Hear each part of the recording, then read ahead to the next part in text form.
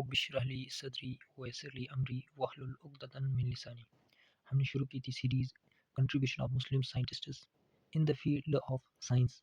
तो इसमें हम पहले बात करेंगे जाबिर बिन हयान, जिन्हें फादर ऑफ केमिस्ट्री भी कहा जाता है, और मोहम्मद इब्न मूसा अल ख्वारिज़मी, इनके बारे में बात करेंगे लेसन नंबर 1 में। तो पूरी डिटेल में तो बात नहीं हो सकती, लेकिन हम कोशिश करेंगे इनके बारे में पढ़ने की। इन्होंने जो काम किया है, प्रैक्टिकल एप्लीकेशंस के बारे में जो बताया है, डिस्कवरी जो इन्होंने की है, इन्होंने जो नोट्स वगैरह, जो इन्होंने थ्योरीज़ वगैरह दी है, उसके बारे में पढ़ेंगे। इससे पहला जो पार्ट नंबर 1 जो वीडियो बना, उसमें हमने इंट्रोडक्शन दिया था कि जो मुस्लिम्स का जो कंट्रीब्यूशन रहा है in the field of science, वो आप ज़रूर चेक कर लें। तो उसके बाद आपको एक अंदाज़ा रहेगा कि हम किस हिसाब से आगे जो स्कॉलर्स के बारे में, साइंटिस्ट के बारे में पढ़ने जा रहे हैं, तो आपके लिए आसानी होगी। बाकी वीडियो में आपको कुछ भी जैसे कमेंट्स या कोई भी इम्प्रूवमेंट कराने की ज़रूरत फ़ील हो रही है, तो आप बता सकते हैं कमेंट करके कि आप इसमें थोड़ा यहाँ पे इम्प्रूव करें। हम इंशाल्लाह उसको इम्प्रूव करने की कोशिश करेंगे। तो आज के जो टॉपिक है वो हम पढ़ेंगे जाबिर बिन हयान, जिन्हें फादर ऑफ केमिस्ट्री भी कहा जाता है। अब किसी शख्स को कोई टाइटल तब दिया जाएगा जब उसकी कंट्रीब्यूशन उस फील्ड में होगी। तो आज का जो टॉपिक है जाबिर बिन हयान, इसके बाद हम नेक्स्ट वीडियो में इंशाल्लाह मोहम्मद इब्न मूसा, इनके बारे में पढ़ेंगे, जिनकी कंट्रीब्यूशन मैथमेटिक्स में रही है। तो आज के जो टॉपिक है जाबिर इब्न हयान, तो इनके बारे में जो हम आज के टॉपिक्स जो पढ़ने जा रहे हैं वो है, पहले हम इंट्रोडक्शन पढ़ेंगे थोड़ा-सा जाबिर बिन हयान। इसके बाद इस टॉपिक के बाद हम पढ़ेंगे कि उन्होंने क्लासिकल जो थ्योरीज़ थी, उन पे उनका जो रिवीजन किया है, उस पे क्या काम किया है इन्होंने, वो देखेंगे। और एल्केमिकल थ्योरी जो इन्होंने दी है, प्रैक्टिकल एप्लीकेशंस जो इन्होंने किए हैं, वो पढ़ेंगे। डिस्कवरीज़ एंड इनोवेशंस, इसमें इनका क्या कंट्रीब्यूशन रहा है। जाबिरियन कॉर्पस, जो इन्होंने मटेरियल लिखा है, बुक्स लिखी है, बाकी जो टेक्स्ट्स लिखे हैं, तो अपने एक्सपेरिमेंट से जो इन्होंने जो भी नॉलेज गेन की है, उस पे जो इन्होंने टेक्स्ट लिखा है, वो उसके बारे में पढ़ेंगे। लेबोरेटरी इक्विपमेंट्स जो इन्होंने खुद डेवलप किए हैं, और टेक्निक्स जो इन्होंने खुद टेक्निक जो डेवलप की है, उनके बारे में पढ़ेंगे। आगे फिर देखेंगे इनका जो इन्फ्लुएंस फ्यूचर के लिए रहा है, उसमें कितना कंट्रीब्यूशन इन्होंने जो दिया था, इन्होंने जो काम टेक्स्ट जो वगैरह लिखा था, उसका कितना फ़ायदा हमें आगे मिला। तो पहले इंट्रोडक्शन पे बात करें तो जाबिर इब्न हयान, इनके बारे में इंट्रोडक्शन ये है कि इन्हें रिकॉग्नाइज़ किया जाता है father of chemistry. Father of chemistry कोई मामूली टाइटल तो नहीं है, तो इसके लिए जो काम इन्होंने किया है वो भी हाई लेवल का है। जैसे इन्होंने अराउंड 100 बुक्स लिखी है। ये जो बात हो रही है, ये 8th century to 12th century का टाइम पीरियड, उसके रिलेटेड बात हो रही है। इस दौरान पे इन्होंने मतलब इनका स्पेन था, तो इन्होंने अराउंड 100 बुक्स लिखी है केमिस्ट्री पे। तो जैसे उसमें सिग्निफिकेंट बुक्स हैं, जैसे book of kingdom, little book of balances, book of concentration, eastern mercury. लेकिन ये जो है, ये ट्रांसलेटेड बुक्स है। इन्होंने अरबिक में बुक्स लिखी है, जिनको फिर लातिन और इंग्लिश लैंग्वेज में ट्रांसलेट किया गया। तो फिर ये ट्रांसलेटेड करके उनका नाम वगैरह है। यहाँ पे ये भी और इनकी जो राइटिंग्स है वो प्रिजर्व है अरबिक में।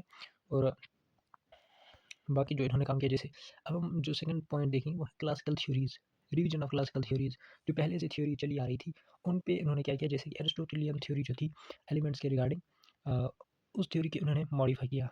और इसके बाद इन्होंने क्या कहा कि जो इन्होंने अपनी एक थ्योरी दी कि मेटल्स जो होते हैं वो बने होते हैं मरकरी और सल्फर की कंपोजिशन से। जो मेटल्स होते हैं वो बने होते हैं मरकरी और सल्फर की कंपोजिशन है। इन्होंने माना कि ये फंडामेंटल मेटल्स है, जिनकी कॉम्बिनेशन से जितने भी बाकी जो मेटल्स है मौजूद दुनिया में, वो इनकी कॉम्बिनेशन से बने हैं। तो ये सजेस्ट करते थे, ये मानते थे कि एक ऐसा कंपोजिशन होगा मरकरी और सल्फर का, जिस पे हमें गोल्ड मिल सकता है। ऐसा इनका मानना था। आगे एल्केमिकल थ्योरीज़ में इन्होंने जो काम किया है ज़्यादा, जिस पे ये समझते थे कि ये पॉसिबल है, वो है आर्टिफिशियल क्रिएशन ऑफ लाइफ। अब तकनीन जिसे कहा जाता है, तो इन्होंने इस पे एक बुक भी लिखी है, जिसमें इन्होंने डिस्कस किया है कि स्कॉर्पियन को कैसे बनाया जाए, स्नेक को कैसे बना सकते हैं, लेकिन under the conditions of laboratory. ये मानते थे कि लेबोरेटरी में हम जो क्रिएशन है लाइफ का, वो पॉसिबल है। इसमें तो ऑब्वियस सी बात है, इनको सक्सेस तो नहीं मिल पाई, लेकिन इनको लगता था कि मुमकिन है, ऐसा मुमकिन है।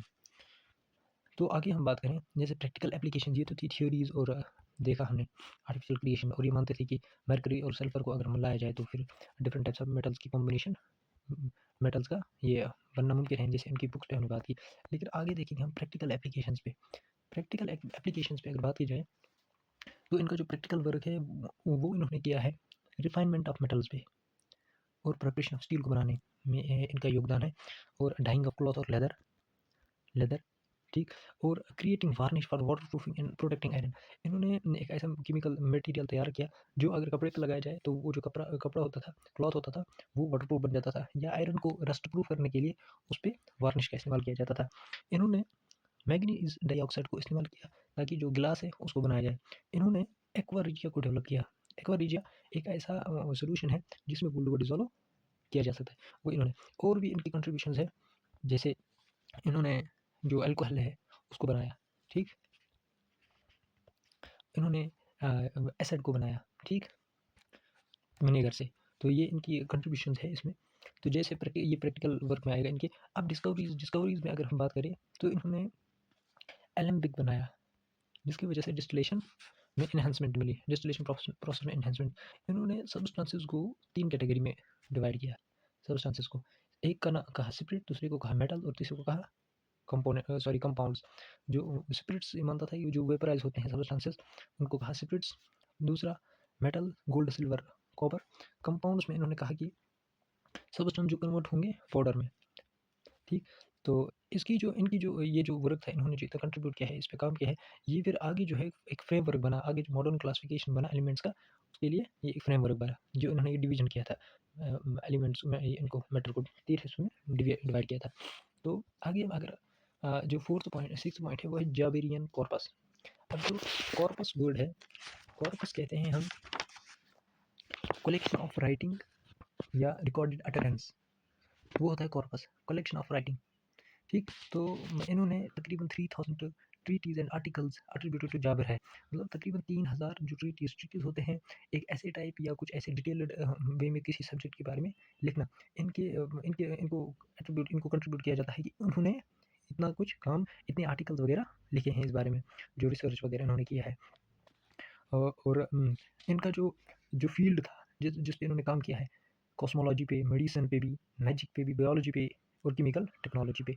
तो अब इनकी जो बुक्स हैं, जैसे हमने पहले तो देखा कि 100 बुक्स इन्होंने लिखे, उसके बगैर भी अब 112 बुक्स जो है वो डेडिकेट की है इन्होंने बर्मा किड्स को। बर्मा किड्स मतलब ये वाइजर्स थे खलीफा हारून रशीद के। तो इसके बाद है ये, अब अलग अलग कैटेगरी है बुक्स की। अब 70 बुक्स जो है इन्होंने, इनकी जो 70 बुक्स है उनको ट्रांसलेट किया गया है लेटिन में। अब जो इनकी एक बुक थी, बुक्स ऑन बैलेंसेस, और theory of the balances in nature, ये इनकी कुछ खास किताबें हैं। अब हम बात अगर करें laboratory equipment and techniques, laboratory में जो इन्होंने इक्विपमेंट और टेक्निक्स इस्तेमाल किए, इनका जो एक एम्फेसिस था, जो ज़्यादा ध्यान देते थे कि इस चीज़ के बिना तो काम होगा ही नहीं केमिस्ट्री का, वो था एक्सपेरिमेंटेशन। ये समझते थे कि अगर जब तक एक्सपेरिमेंट्स होंगे तब तक एक केमिस्ट को ये वो कामयाब नहीं हो सकता, उसे कुछ नया नहीं मिल सकता जब तक वो एक्सपेरिमेंट करे। तो एक्सपेरिमेंटेशन पे इन्होंने काफ़ी एम्फेसिस, काफ़ी ध्यान दिया है। तो इस पे इनकी कंट्रीब्यूशन जाती है, एक इनकरेज करना कि हमें एक्सपेरिमेंट करना चाहिए, तब हम कुछ नया डिस्कवर करें। इनके रिगार्ड में इन्हें क्रेडिट दिया जाता है तकरीबन 20 टाइप्स ऑफ लेबोरेटरी इक्विपमेंट्स बनाने में। या इन्होंने प्रोसेसेस, जैसे प्रोसेस के बारे में बताया, क्रिस्टलाइजेशन या डिस्टिलेशन के बारे में इन्होंने बताया। इन्होंने specialized materials like fire resistant paper या नाइट रीडेबल इंक, ये भी उन्होंने, इसके भी इनको क्रेडिट दिया जाता है। अब इनके बारे में अगर हम नटशल में बात करें तो इनके काम से क्या असर रहा, इनका जो काम है, इस काम ने जो इन्फ्लुएंस किया लीडर जो आने वाले थे 9th सेंचुरी के बाद, जो मेडिवल, जो फिर यूरोप में फिर रेवोल्यूशन आया, तो उसमें जो वहाँ के जो केमिस्ट्स थे, उनको इनके काम ने एक ग्राउंड वर्क, फ्रेम दिखाया कि किस टाइप का, और इनने काफ़ी कंट्रीब्यूट किया था इस फील्ड में। तो इनकी बुक्स जो थी वो ट्रांसलेट की गई थी, किताब अल्कीमिया, किताब अलसबीन, ये ट्रांसलेटेड इन मेडिवल यूरोप। तो यूरोप में ये सारी चीज़ें ट्रांसलेट की गई थी। तो आगे हम देखें इन, अब पूरा तो इनके बारे में नहीं बता सकते, लेकिन अब जितना मुमकिन हो सके वो हम कोशिश करेंगे। जैसे एक आज भी जो टर्म यूज़ होती है अल्कली, एसिड बेस अल्कली वगैरह, तो ये जो साइंटिफिक टर्म है ये इन्होंने ही दी है।